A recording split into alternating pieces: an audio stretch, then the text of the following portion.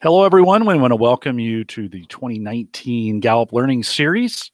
And we are in day 3, or at day 2, session 3. And we want to welcome you to the Learning Series. Excited what we have ahead for you. A couple of housekeeping items before we get started. One is that we mentioned in the first 2 sessions that the chat would be available for you during the recording. And what we didn't know is when we edited those videos, the chat feature went away. So if you hear us say that in those other 2 videos and you're like, hey, wait a minute, where is the chat available? It's not. Unfortunately, we can't get that back. So we apologize for that. We will be capturing the chat for each of the sessions going forward. So the next 6 will have that available for you. I've also left the link to the participant guide. Jessica's going to mention that several times during the session. That link is now in the description of this video. So if you don't have it yet, you're able just look down in the description. It's available for the very first link. Click it. It's available for you and free to you. Jessica Dawson is our host today. She's a learning and development consultant here with Gallup, and we're excited to have her. Jessica, I'll hand it over to you. Take it away. Excellent. Thanks, Jim Collison. Well, I'm so excited to be here, and on behalf of the learning team, thank you so much for joining today. We are so excited to have you join us for a week of learning offered exclusively for you, our Gallup Certified Strengths Coaches. We have a great lineup planned for you with various Gallup experts, all sharing insights to help you increase your effectiveness as a Clifton Strengths coach. And today's session will be recorded so you can catch it a second time if you want to reference it again after today's session. And in terms of following along, I would highly recommend for you to flip over to page 5 within your participant guide for today's session. Great for capturing notes, your insights, or any questions that maybe you'd like to ask as well.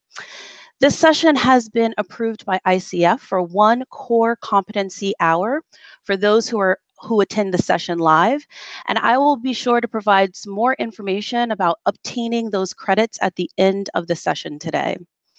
In terms of your involvement, we definitely encourage you to get involved. We want to hear your questions for our guest via that chat feature, as Jim mentioned. So please submit your questions throughout the session. I'll be sure to pause as we have this discussion to make sure that we are interacting with you.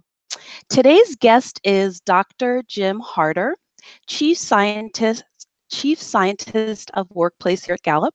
And his top 5 Clifton Strengths themes are achiever, focus, learner, relator, and futuristic.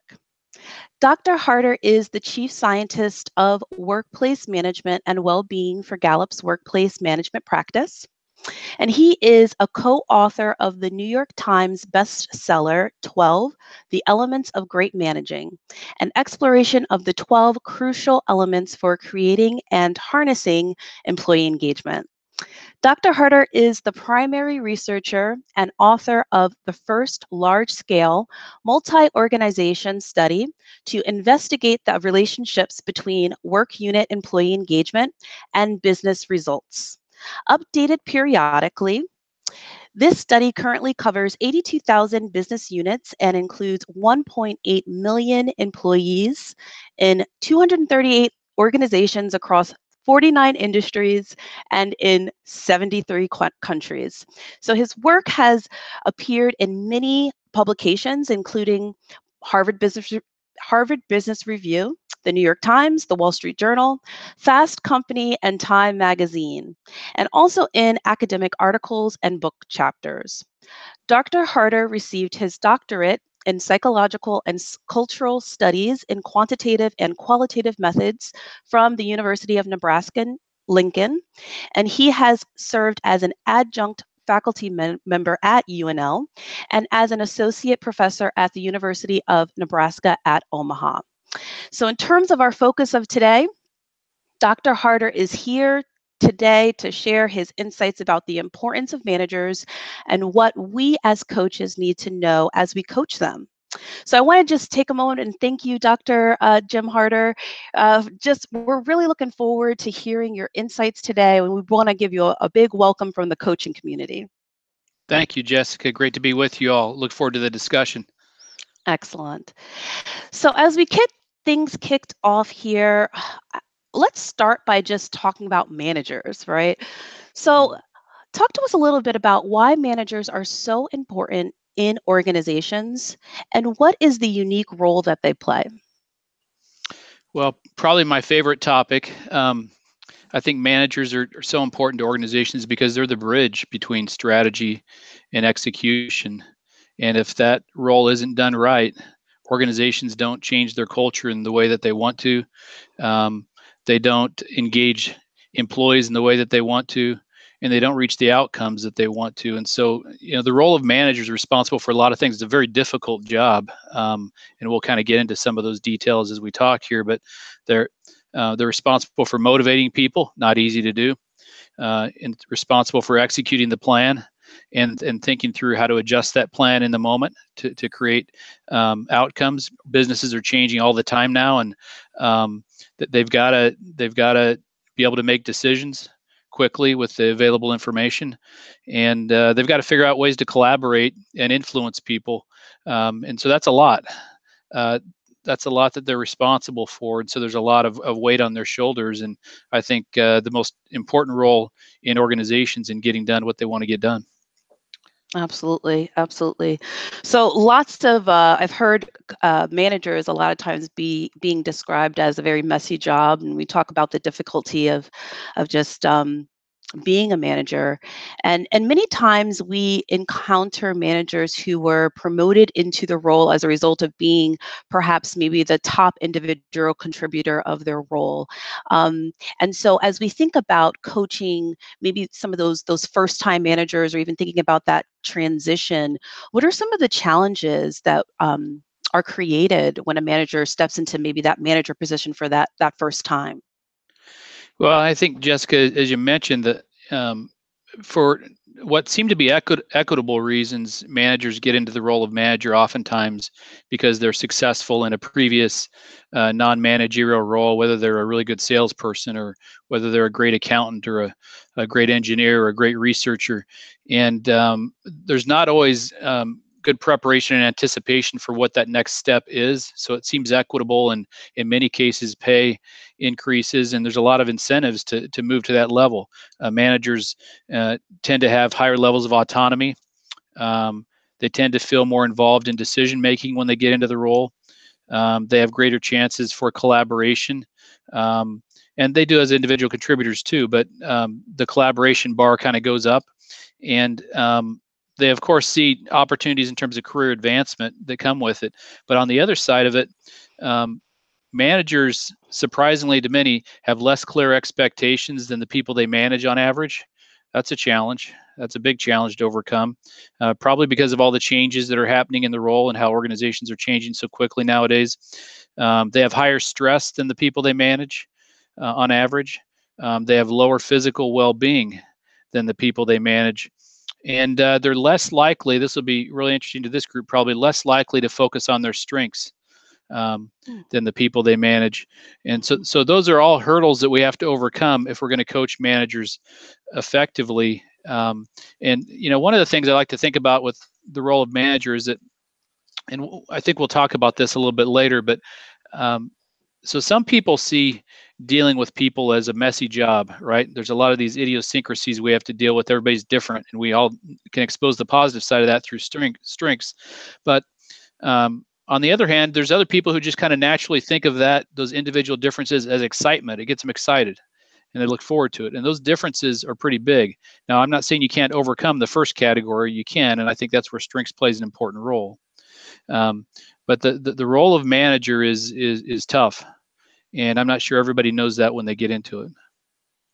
Yeah, I love just the highlights that you called out, and I think it's really interesting that they are less likely to focus on their strengths as other people.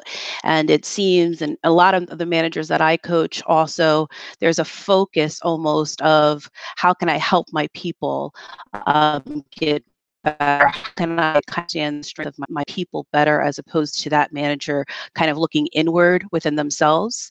And oftentimes when we're coaching managers, what we find is when they get better, they ultimately make their teams better. So I think it's just an important point for us to think about as coaches, as how do we keep that focus on the manager when a lot of times they want to look outward instead of looking inward. And so as we think about managers and even the talent to be a manager, it's a very different talent set than being an individual contributor. So can you talk to us a little bit about Gallup's research on manager talent? What is manager talent, and how does it actually impact a manager's performance? Yeah, I would think about talent as innate tendencies. So these are the parts of us that we develop early on in our life, and they kind of carry through, and we keep developing them. But as I mentioned earlier, there's some people that are just much more naturally gifted to deal with other people effectively and to influence other people, to build a collaborative team. Importantly, to collaborate with other managers. I should mention that because that's really critical to getting organizations right. If it's a manager in a large organization, probably one of the biggest hurdles to get past is how managers collaborate with one another. And for them to collaborate with one another, they have to be developing themselves. So I like your point, Jessica, about looking inward. I talked earlier about managers tend to have a naturally higher level of stress, probably because they feel a little out of control when they're dealing with all these variables coming at them, right? How do we get them in control? They've got to know themselves.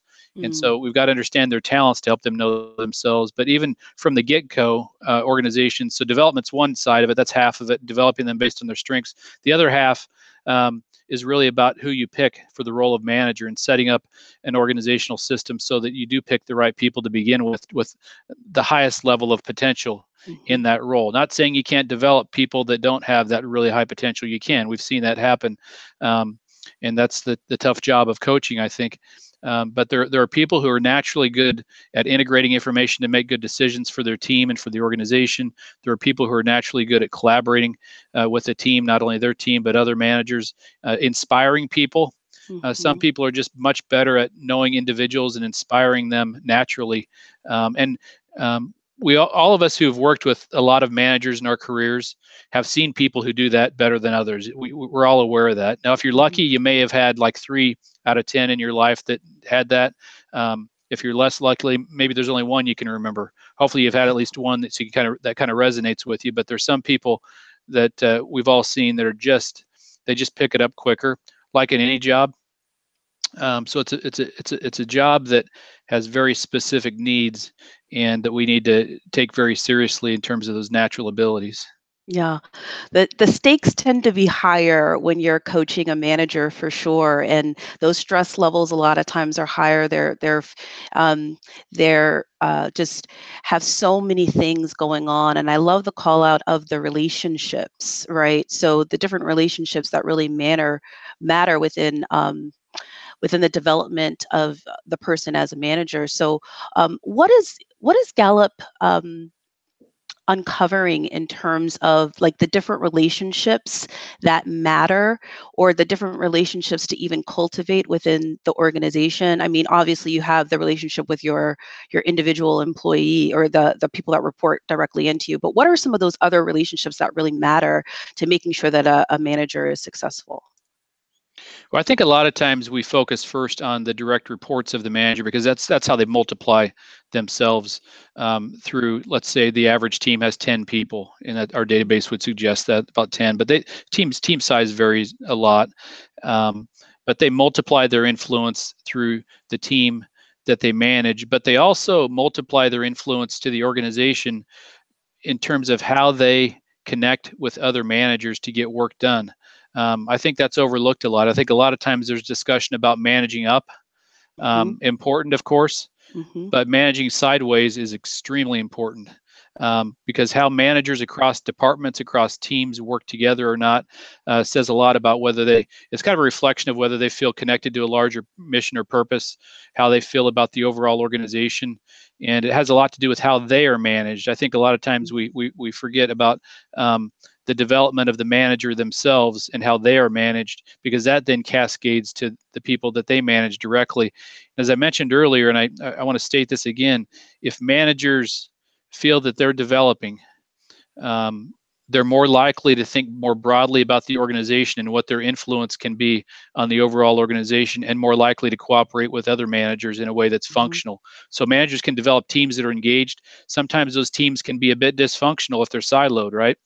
But to be a functional team, the manager has to be thinking about the whole organization when they're making decisions and when they're motivating people. Because what that does is, if there's a change that's made, and they happen in every organization, a change that might feel uncomfortable, but can they get their team excited about it so they can see the bigger picture of it? Even though it might seem uncomfortable in the moment, we've got to change courses, right?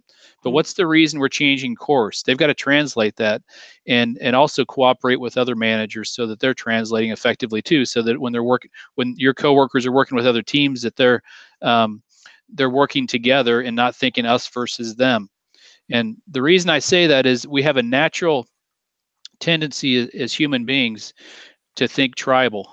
We want to protect what's ours in our group, in our local group. It's easy for us to talk about another group because it makes us feel closer as a group, right?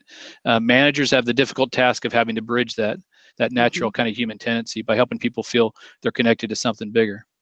Excellent. Excellent. I love the call out of the peer-to-peer relationship, and just starting to think about how we can bring that into our coaching conversations. Oftentimes when I coach managers that are either first-time managers, or perhaps they are new within the role of management, so maybe just new to the organization, perhaps they had been a manager at a different place. One of the things a lot of times when I see people struggling is that they don't really have their board of directors, right, so to speak, within their organization. And a great way to do that, and to knowledge share, and to be more confident in yourself as a manager, or to even have more holistic view that you were talking about of the organization, is that peer-to-peer relationship. So thanks for sharing that out. And I know that the expectations within organizations in terms of what employees are expecting, we have heard a lot of the change. We know that millennials are causing a lot of this change, and at Gallup we think about this shift in terms of the big six, and one of the shifts that we often talk about is this notion of, when you step in at management. Past, it was okay to just be a boss. It was much more top down, and now there is this focus on not only being a boss but also being a coach. So can you talk a little bit about maybe what's kind of driving that, and maybe some things that we should keep in mind as we're talking to or coaching managers that maybe have much more of that boss mentality, and start to kind of equip us with how we can start to have those conversations of going from a boss to a coach? Sure. So historically, business has kind of gotten away with a command and control type of environment, with a lot of process efficiencies, building large buildings, infrastructure. That's worked in a process efficiency system, and command and control in the past has worked. That's not what the current generation of workers expects. And if we're going to get better and maximize human capital in organizations, maximize human nature, we've got to get better at moving from just pure delegation to coaching, which involves it's not just a continuous positive feedback, but it's about setting clear expectations first that are aligned with what the business is trying to get done. And the big one is the ongoing coaching. So having conversations continuously with people so that they know where they're at, so that they can adjust priorities when they need to, so that they know how they're utilizing their strengths and get feedback on what they do well. And not just becoming an expert on someone's weaknesses, but managers becoming an expert on an individual's strengths. And then they also need to be really good at accountability, where they're setting a standard and holding people accountable for their work on a continuous basis through measurement and through feedback. But the big key that people have kind of overlooked historically is the continuous nature of feedback. The people with the highest levels of engagement tend to have a manager who gives them feedback at least once a week, meaningful feedback at least once a week. So if you think about what does it take to have meaningful feedback? Well, it's not just the ritual of feedback, but it's feedback in the context of that individual and what they need to continue to perform at a high level, and what they need to develop. And so understanding each person is really central to that. And I kind of even think of how strengths fits into all that. It fits really beautifully into ongoing coaching. And I would consider strengths as a shortcut to development, particularly for people who might not naturally think of individual differences when they're looking at and working with people. So think about it as a shortcut to an individual's own development, and then they're also the individuals that they're managing. And I think I'll stop there because you probably want to probe a little bit more about that. But the coaching piece is really important, and particularly the ongoing conversations. And there's a lot of different types of those that can happen. Jim, you mentioned the Big Six, and there's been some questions in the chat room as to what that is and where would people find that? Yeah, so we discovered the six in our State of Millennial report. So how millennials work and live, we published a few years ago. So you can download that off of our website. So it's really a series of changes that we're seeing happen in the workplace, where people are actually changing the nature of what they expect. So there's six elements really that have always been important to an engaging workplace, but the expectation of the workforce is different now. So moving from boss to coach is one of those six. Moving from a job to a purpose is another one. Thinking about their job not just as a job, but how it blends with their overall life is another one. Moving from a weakness mentality to a strengths mentality is another one. So I should kind of talk about a little study that we did related to that. So we conducted we call it a day reconstruction study, where we actually asked people to reconstruct their previous workday in terms of the time they spent doing various activities, who they spent that time with, and how they felt. And so we asked them how much time they spent with coworkers, with their boss, doing work alone, all those kinds of things. But before we'd done the study, we segmented people according to whether they're engaged at work or not. And what we found is that people who before the study were engaged in their work recorded that they had spent 4 times as much time doing what they do best and using their strengths as doing what they don't do well at work. So 4 to 1. The other side of it was kind of surprising to me, though.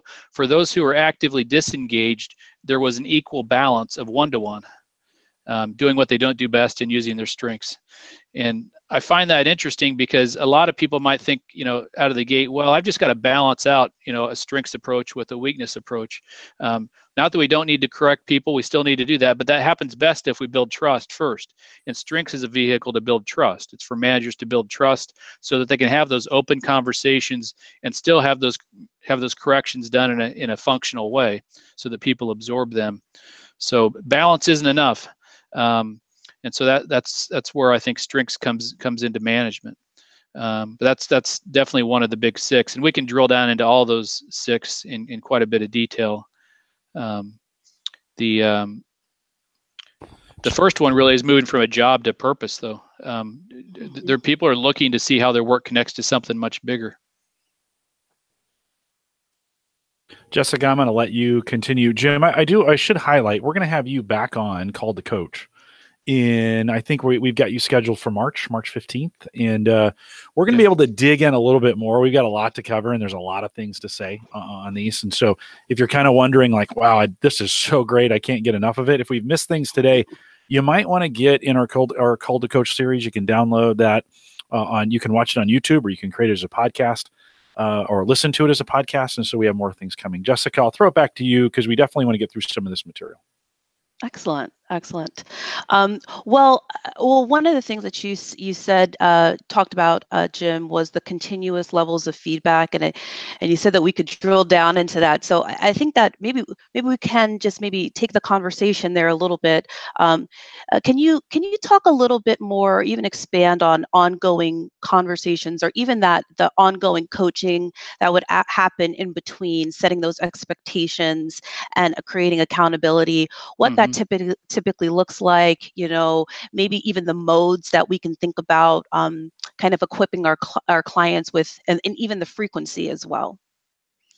Yeah, Years ago, we did a study of social connections and which types of social connections matter the most, and we looked at, since you mentioned modes, and then I'll come back to the different types of conversations. But we found that nearly all forms of communication were effective and can be effective. In person mattered the most, but all forms can be additive. So if you have remote workers, if managers have remote workers, I think they're going to have to kind of lean into some areas more than others, particularly the social connection part of it. But I think that the good news is nowadays we've got video, we've got all kinds of methods we can use to connect with people and get to know them. So if you think about on both ends of the continuum in terms of conversations, you've got first a role in relationship orientation where you're getting to know the individual, where managers are getting to know the employees that they're working with and coaching, getting to know their strengths, getting their involvement in setting the job requirements. By the way, one of the low-hanging areas of low-hanging fruit that managers often don't pay attention to as much as they could is just involving people in setting their own goals. That is a huge boost to engagement when people are just that first step, involve them in setting goals. And in many cases, and there's a lot of literature on this, but in many cases, that ends up resulting in much higher aspirational goals than the manager would have set for the employee to begin with. So having those kind of initial role and relationship orientation discussions is really important. On the other end of the continuum is what we might think of as the annual review traditionally. We would argue from our research it ought to probably be more like a semi-annual review, so you're revisiting the big picture things. That's when you have a chance to slow down, slow your brain down a bit, review what's happened, and also think about the future. So in a semi-annual review, you're really talking a lot about the individual, their development, their team, their role on the team, who they partner with the best, their goals. You're reviewing their strategy for getting their goals accomplished. You're even having a discussion about them as an individual person, as much as they want to share. And so there's some trust built up, which these other conversations I'm going to talk about will help build that trust. They know the manager's in it for their own best interest, and they'll share information about themselves so the manager can actually facilitate them having a better life in addition to having a successful career in the organization. And so their well-being and their life can be part of that as well. So that's the slow down kind of semi-annual discussion. So there's role relationship orientation. And then in between there's some shorter discussions that need to happen, like check-ins and quick connects. So check-ins and quick connects are just a check-in is just, how are you doing? Basically, the goal of a check-in is you matter. I know that you're there. You matter. You open the door for a discussion about their work. And a check-in might be take a little bit longer. It might be, how are you doing today? What can I help you with? Are there any barriers getting in the way of your work? What's been a success you've had recently? Just a really quick conversation to get to know what's happening in their life or their work life. Open the door. That could turn into a longer conversation, but that's fine. And then there are developmental conversations. Now, these developmental conversations, they could take 10 minutes and impact someone's entire life. They could take 30 minutes. They could take an hour. But it's really where you're talking with the person. You're having an intervening conversation. Maybe you just observed them in a presentation, or maybe you had a chance to review some of their work. As a manager, you're offering some strengths-based advice that might have a huge impact on their career in the moment. So you're not waiting until the end of the year and saying, here's what I observed back in June. Too late. Why didn't you tell me earlier? That's why these annual reviews often don't work, because people save up stuff. The manager shouldn't be saving it up. They should be observing it, giving feedback after it occurs, whether that's constructive, could be thought of as constructive criticism, not really criticism, just constructive advice about how they can improve. If there's trust built up through these other conversations, that's going to be taken well. If the manager knows their strengths, it's going to be taken well. Or it could be really positive developmental feedback. There's a reason we call it recognition, because it's recognition. You're trying to get them to think about something that they already did, and that reinforces in their mind that they ought to be doing more of it. it encourages the person to review their game film a bit and to be thinking about something that they did successfully, which is going to increase the chances they're going to do it again. So those developmental conversations are really important. These are the kinds of conversations that managers need to get in the habit of having continuously. And when they happen, you have trust, and the manager gets the benefit of the doubt when tough conversations have to happen as well. Excellent. Excellent. And I think about oftentimes when I'm coaching managers, and when we are coaching managers, we are really coaching the coach in a lot of instances. So I think that this is really helpful for us to continue to think about how do we equip our managers to make sure that they're going out and they are having those interactive conversations with people. So I even in my coaching will ask questions like, what are your one-on-one interactions look like? How often are you having them? And in those conversations, are you doing more asking or are you doing more telling, right? And if we're on that more telling end of the spectrum, asking the manager, how could it be more effective if you're not getting the results that you'd like to get out of that employee? So usually we work on how do we flip that telling into asking and then do more of it within those modes that Jim just talked about. So hopefully that's helpful for you all as you're thinking about how to kind of take this information and share it out and embed it into your coaching. One of the other things that we know is that the workplace is changing rapidly, and that workplaces are becoming more and more diverse. So I do want us to kind of have some discussion about diversity and inclusion. I've heard of an analogy recently that diversity is being invited to the dance and inclusion is being asked to dance while you are at the dance. And so this is a hot topic these days. And as we think about strengths and engagement, how can those two sciences really help managers create an environment that is inclusive for all employees?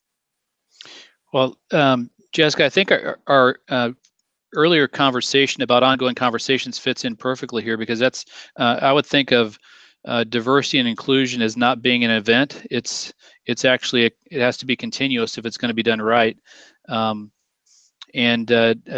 Just to kind of help people see the difference between diversity and inclusion, I think the way you said it is perfect. Diverse teams can be productive and engaged or not, depending on how those diverse teams are set up for success, and whether we were intentional about building what us researchers call interpersonal congruence. Now, Strengths is a great vehicle for building interpersonal congruence, which is really it's a method of people getting to know one another more quickly in a short conversation. So it bridges a gap between any difference I might observe between me and you, or you and me. And so from an engagement standpoint, we found that two elements that have a lot to do with building an inclusive environment are somebody cares about you as a person. So when that's going well, people tend to be, when people feel someone cares about them as a person, they tend to feel more included. And when people feel their opinions count, they tend to feel more included. To give you an example of kind of that difference between diversity and inclusion, those engagement elements are what we think of as moderators of a diverse team and whether it's successful or not. So we conducted a study where we looked at managers and employees, and we looked at their race composition. And what we found is that when managers and employees had differences in race, there was a higher intention for the employee to say they're going to leave the organization. That was particularly magnified when the employee was actively disengaged. So particularly when those two elements, they didn't feel cared about, didn't feel their opinions count. But when they did feel cared about and their opinions count, or did feel a high level of engagement, the intention to stay with the organization was higher than with a non-diverse team, where the two individuals had the same race.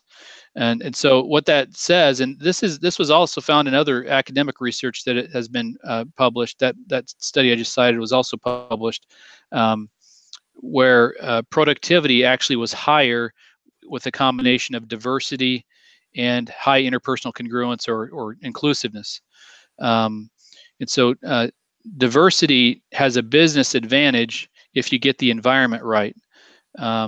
We found from an inclusiveness perspective, we found there were three key areas that we think organizations can really leverage. One is, does the individual feel they're treated with respect? Well, and we just conducted a big study where we asked people all kinds of details about, whether they feel that they've had any experiences of harassment or discrimination. We asked about 35 different behaviors, and what we found is that even though only about 9% of people said they weren't treated with respect, of those 9%, 90% had claimed some form of discrimination or harassment. And so it can kind of be a warning sign when people feel disrespected. It's kind of a warning sign, and you can measure this, of course, to whether there might be something going on. Strengths, of course, is an important one. So whether people feel that their organization is committed to the strengths of each employee is a really important component of an inclusive environment. And also, pretty foundationally, whether they feel their organization will always do what is right. If there's an ethics or integrity issue, will the organization do what is right? So that's more systemic. It has something to do with the rules that are put in place, but also how those rules are followed, and whether they feel the organization sort of has their back if something does occur. So I think there's a lot that can go into this, but kind of in a nutshell, it's about people feeling cared about, feeling their opinions count, and a lot can be done through the vehicle of strengths. But I'd also say it's got to be continuous. It can't be like a one-time diversity event, so to speak. Excellent. Excellent. So I love the call out of ongoing conversations being something for us to reemphasize with our managers in terms of how they are continuing to create an environment that is inclusive, where people feel respected. It's not only a business advantage, but it also creates an environment where people actually feel like they are cared about, and it keeps people at organizations. And on the topic of organizations changing, we know that diversity is a hot topic. We also know that people are, I think I have not heard the word side hustle before in all of my life. And I feel like people are creating these gigs outside of their work places, and it's really interesting to see how people are almost creating their ideal career paths, and in doing so, I'm curious to know from you, as you think about the gig economy. And as we think about managers, right, maybe managers are actually managing people that have separate gigs. And so how can we think about that as coaches in terms of this gig economy kind of sweeping through and maybe kind of disrupting the workplace a little bit? Yeah, so 36% of people are now in the U.S. are involved in the gig economy in one way or another. Some of them already have a full-time job and they have another gig. Some of them have a part-time job, another gig. Some of them are full-time gig workers. And so I think that plus a lot of other factors in the current workforce makes the job of managing, I think, even more challenging than it's ever been. And so if they have people with multiple gigs, I think priority setting, I think all the coaching elements we talked about earlier, setting expectations, making sure that you're connected with people so that you know what's going on, supporting them in all the endeavors they're involved in, but and also helping them see how they can develop within the organization. It's unfortunate that when people change jobs, they tend to change organizations. Almost all of them do. So people just aren't seeing what their career path can be in an organization. That might be one motivation for why they look sometimes elsewhere, because they get some fulfillment from that. The thing that was surprising to me with gig workers, it's a little different from remote workers. So with remote workers, they tend to have higher clarity of expectations. Organizations tend to be setting them up now to have the materials and equipment that they need, but there's a little bit of a gap in terms of collaboration and social connections in remote working. And so I think managers need to really kind of overemphasize that part of it and be more intentional about how they bring people into the organization and connect people with one another. With gig workers, it was surprising to me that they actually score a little above average on feeling connected to coworkers. Maybe they feel they need to be more intentional about that because they already know they're in a gig situation, and or maybe these gig situations tend to invite a lot of dialogue with one another. But at the same time, I think managers need to make sure that even though that need might be being met through that gig job, possibly, how do they make sure that need is also met in their own organization? So they're connecting with coworkers within their own organization to get work done and to just feel that they belong. I think that sense of belonging is a big hurdle. I think it can be overcome, but I think that's a big one when you've got people doing multiple jobs and outside gigs, or if an organization is hiring gig workers for particular contract workers for particular type of job. It's that belonging element is a big one to get over, and I think that makes the job of managing more challenging for sure. Mm-hmm. Excellent. So thanks for kind of just highlighting some key points in terms of what's happening in terms of the changes in the workplaces. I think I don't think gig economy, I don't think it's slowing down at all. I think if anything, we're going to see an uptick in the levels of what we're seeing. And so as we're thinking about coaching managers, I think that these are some really just good points to keeping our back pockets as coaches. So as we think about managers, I'd love to just hear if there are just any other maybe key points that you would like our learners to remember about managers that maybe we haven't covered already. I think one overarching point is just that the role of managing has changed somewhat, and the demands of managing, I think, are at a higher level than they've ever been before, just because we have a lot of complexity going on around us. We've had a chance to review all of our studies, hundreds of studies on managers over the years, and take a look at what has changed in the role of manager that leads to success. So our criteria for evaluating the roles that are necessary for effective management has always been to look at performance, look at outcomes like productivity, retention rates of employees, whether customers are engaged in the services they're provided, the profitability of the unit that's being managed, quality metrics, safety, whatever's relevant to the role that the manager is managing toward, but using multiple metrics, engagement, of course, of the team. And so as we've studied the role of manager, we've seen a couple changes in what's required. One is that they're handling a lot more information now. So where they might have in the past made decisions with more limited information, with all the technology out there now, HCM systems, all sorts of new information coming at them. That thought process component of managing is much more important in terms of critical thinking than what we have seen in the past. Certainly all the things about relating with others, that has carried over throughout time, their ability to individualize and relate to others. The other is that in the past, we saw that effective managers could get by with a bit more delegation, still building relationships with a bit more delegation than in the past, where they kind of set the course and set the expectations and encourage people to meet those expectations.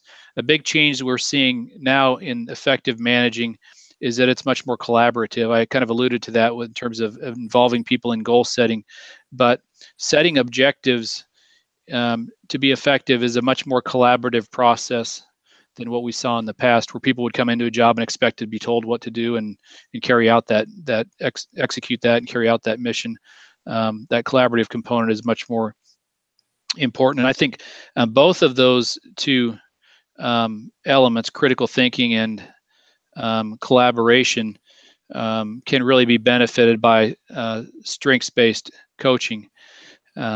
How we make decisions is going to be a bit different depending on the individual, and that's also an area of research that our team will be digging into in the near future, is decision making through strengths, and how that's influenced, how our decisions are influenced by our strengths and how people can leverage their strengths effectively to make decisions, and that critical thinking component. And then it also, of course, fits into collaboration, how they can work with individuals to have collaborative goal setting and involve people in their own future. Excellent. Jessica, we've got Yeah. a bunch of questions from the chat Yeah, room. Would it be please, okay absolutely. if I jumped in to do that? So, Sure. Jim, the first question is from Jim Collison, and he asked this question: like, if coaches want to, like, Who's that? I don't know who that guy is. He's kind of a pain. But if coaches wanted to, oftentimes I direct a lot when we're talking about our own research. I direct them to Gallup.com, but that can be a little intimidating because there's a lot. And we have a lot of stuff out there. As one of our senior scientists who's putting information out there all the time. By the way, let search be your friend. But as a senior scientist that's putting data out there all the time, any recommendations or suggestions you would give to them about how to find that information more quickly or access that information? Well, that word access works. We have a platform, Gallup Access, where we store a lot of learning and development in addition to different data collection mechanisms. But then on Gallup.com, we also have a continuous series of articles on the most recent topics that are coming out. Since you opened the door, I'm also going to mention that we've just completed a book that'll be published in May. It's called It's the Manager, and it's our 52 biggest, most recent discoveries on what it takes for an organization to build an effective culture. So that'll be available as well in the near term. And then A. Yip asked this question. He said he'd love to hear from Jim best practice examples of organizations that have put focus on their managers. Most organizations' talent management focus is always on senior levels, directors and up. Or when we are saying, and then let me ask, in reference to that, Andrea had said, can you please provide a group with how we define a manager? So when we think about how do we define a manager, and then are we talking about all levels of management working with them or only senior levels?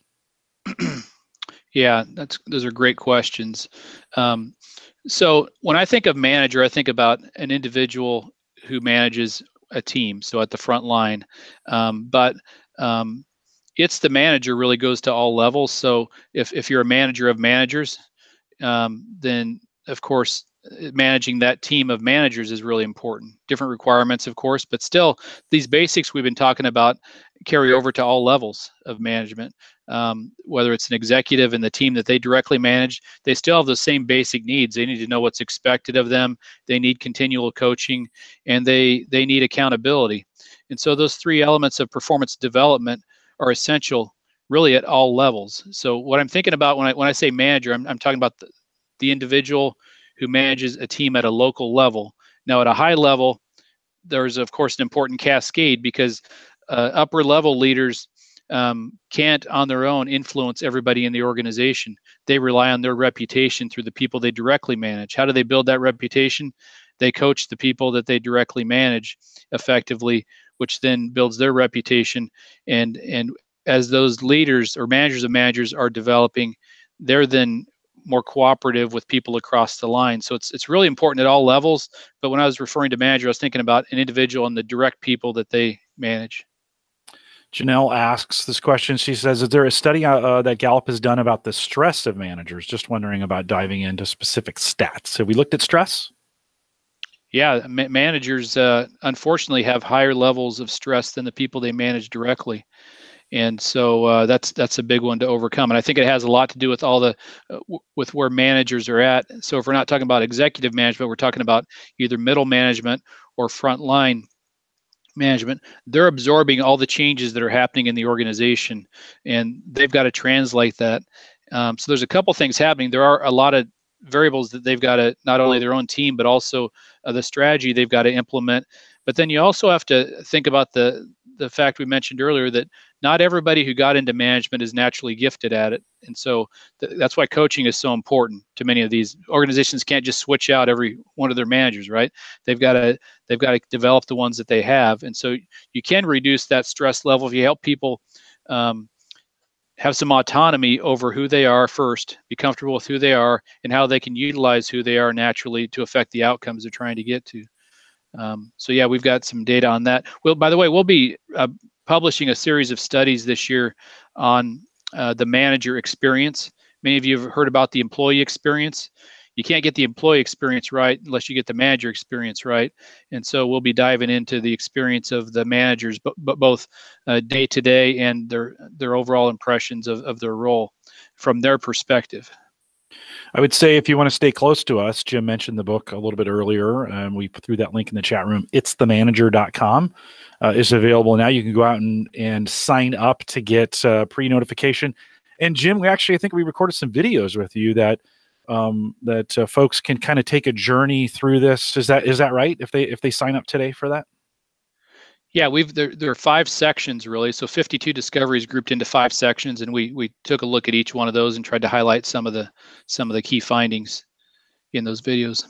Again, that's itsthemanager, all one word, .com. Jim, Veronica asked this question: has Gallup identified key competencies for successful managers? Yes, great question. I didn't get to that. I alluded to a few of them. There are 7 competencies, and I would actually argue these competencies are important, or think of them as expectations for all employees, but they have to be led by managers if you're going to make it effective. And they start with one that you might think of naturally: building relationships. We can all build relationships through our strengths, not just as if we have relator. We all have strengths we can utilize to build more effective relationships, whether we're analytical or whatever those strengths might be. How about developing people? That's an interesting one. If I don't have developer, can I develop people? Yes, you can. You can develop people through individualization, through all sorts of other themes. What we try to do is take a look at how each of the 34 themes map to set the 7 competencies. I'll read off the rest of them here. Leading change. We all are responsible for leading change, particularly managers and leaders. Inspiring others. We all have to, in one way or another, inspire the people around us if we're going to be successful. Thinking critically, I mentioned earlier. That's a responsibility of everybody in the organization. Has to be led by managers. Creating accountability, I mentioned earlier. That's one of the 7. And communication. When I say communication, I mean communicating clearly. So continually refining the competency of communicating in an effective, succinct way that people can then take and use that information. And it also involves sharing information. So I mentioned earlier that in teams, sometimes we have a natural tendency to hoard, to protect our own. Great managers help people see the benefit in sharing information with other teams to the larger organization. Jim, we get this question a lot. Heather Wright sends this to me in an email. If you guys have been around the channel at all, you know Heather is one of our learning and development consultants out there as well. Heather, I hope I got that right. One question, she says, managers engaging in teams based on generation. And I get this question all the time. Do we have stats around strengths by generation and top 5? And when we think about managing these different generations, do we have some thoughts, or could you point it to some research where that could help people thinking about helping managers help different generations? Well, I think one of the keys when we're thinking about generations is that we got to think about what the generation expects from work, right? That's the biggest thing I've seen change, is what the different generations expect from work. Now, the good news is what this younger generation expects from work is actually good for the older generation. Us folks who maybe originally when we got jobs, we thought that it was just a job and we're going to have our nice house and family, and that's separate. Now, whether we like it or not, our work and lives are more blended than ever before.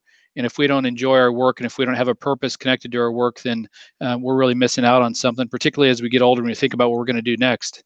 And so I think we've got to think about how those expectations are different and how we communicate those expectations so that people can understand why it's actually a good thing for not only the younger workers, but also some of the older generation workers. But then second, I think strengths is a bridge, much like we're talking about with diversity and inclusion.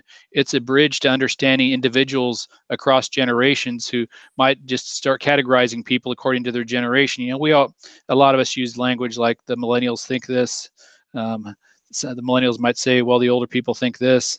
But once you get into a strengths conversation, you understand that this person might have some things quite a bit like me, or they might be different. Maybe that's a good thing that there's a difference there because we can leverage each other. And so that's why I think that conversation in a coaching environment is really important to have and bridges that gap. But like I said earlier, a shortcut to people understanding one another. And then we had a question. Do you have any information on how much effort is put into managers training a comparison with other organizational groups? Any thought on that? The amount of training that goes into managers versus others? Well, I would say that the surplus has been with managers and or leaders, and there have been billions of dollars spent on that in industry.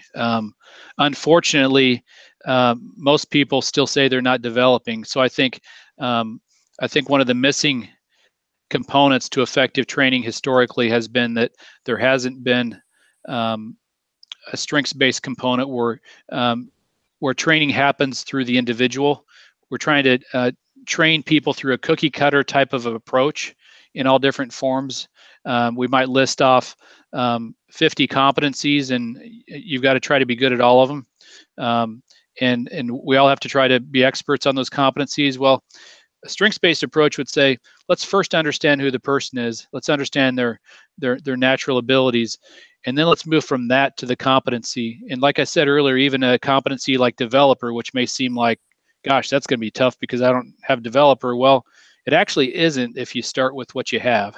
And so I think that's the direction. I think many of you on this call are probably going that direction already. So probably preaching to the choir here, but it's an area of training that I think we've got to keep pushing and perfecting, and build it into ongoing curriculum, not just events.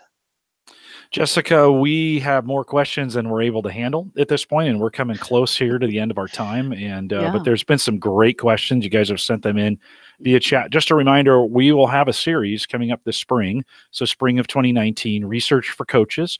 Actually, we're going to kick it off February 8th with Adam Hickman as we talk about the comparison guides that we've put out for you on the Coaches blog. And so you might want to head over to gallup.eventbrite.com, get signed up for those, follow us over there, keep track of us over there, so you're up to date on all these things. We have Jim coming on March 15th to talk about, I've tasked him with three points of data every coach should know. And so he's going to come back and we're going to dive deep into that. We're also going to dive deep in with Mike McDonald on all the various reports we've talked about. Millennial Report, State of the Workplace Report, women. We didn't even talk about women in the workplace.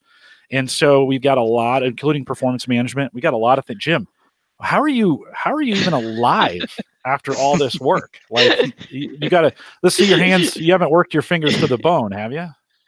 We have a great team of researchers here at Gallup. Fantastic team that like working together and like to get a lot done. Good. Well, that's good news. Jessica, back to you to kind of wrap it. Yeah, absolutely. Well, I just want to thank you, Dr. Harder. This was just fantastic. I think that you really have whet the appetite for all the coaches that are tuning in today, and they will likely be back for these upcoming sessions. I mean, we only really scratched the surface of where we could go on this topic. So hopefully you all got a lot out of this. Just want to remind you folks of a few things before we wrap here. Don't forget those ICF credits. So live attendees, this session is worth 1 core competency, CCE hour from ICF. Watch for the event evaluation in your inbox on Friday. On the evaluation, you will be asked to indicate which sessions you attended, either live or via the recording. If you are watching the recording version, you can earn 1 resource development hour for this session per ICF's guidelines. We really hope that you join us for our next session tomorrow for our session focused on expanding your coaching impact with Kathy DeWeese, Dean Jones, and Jim Collison again, and we'll share their insights on that topic. Thank you so much for part of the Gallup coaching community. Thank you to Jim Collison and Dr. Jim Harder. I was surrounded by Jims today. It was great to be on the line with you two. Thank you again, and all the best to everybody on the line. Have a great rest of the day.